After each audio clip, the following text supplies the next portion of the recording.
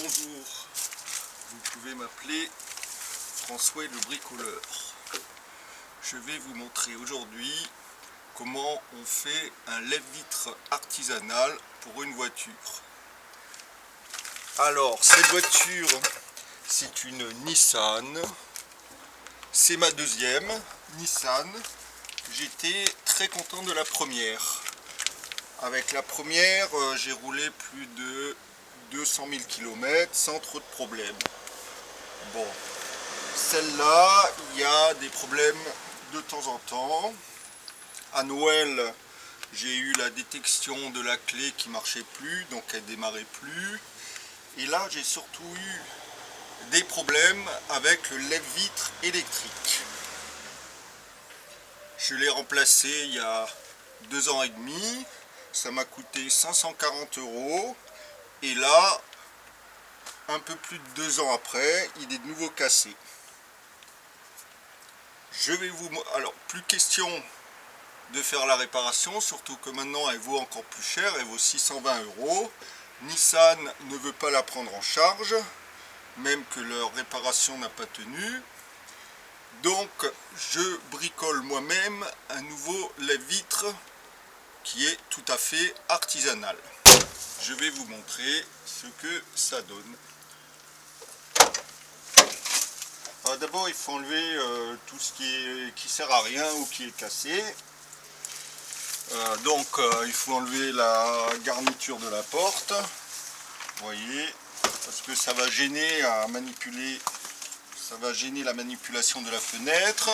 Après, l'espèce de kit tout cassé, il faut aussi l'enlever. Vous voyez, il y a tout qui s'est déglingué. Et il faut s'en tenir à l'essentiel, la vitre et une cale qui tient la vitre. Bon, je vais vous montrer comment ça fonctionne.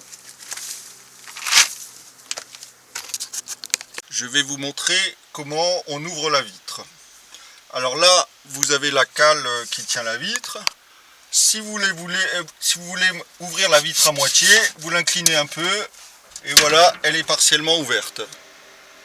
Vous voulez l'ouvrir plus, vous le descendez comme ça. Bon, si vous voulez l'ouvrir complètement, vous la lâchez complètement. Là, la vitre est ouverte. Si vous voulez refermer la vitre, vous voulez refaire, vous attrapez la vitre, ben là, le petit inconvénient, c'est qu'il faut les deux mains. Si vous voulez fermer la vitre, hop, tac, et puis on remet la cale.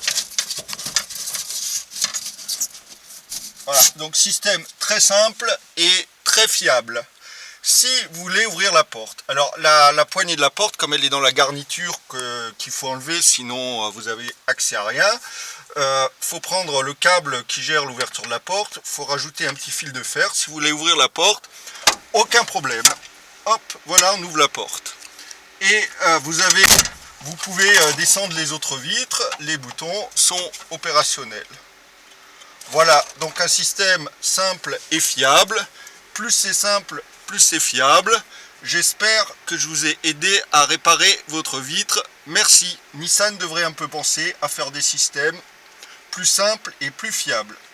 Merci. Au revoir.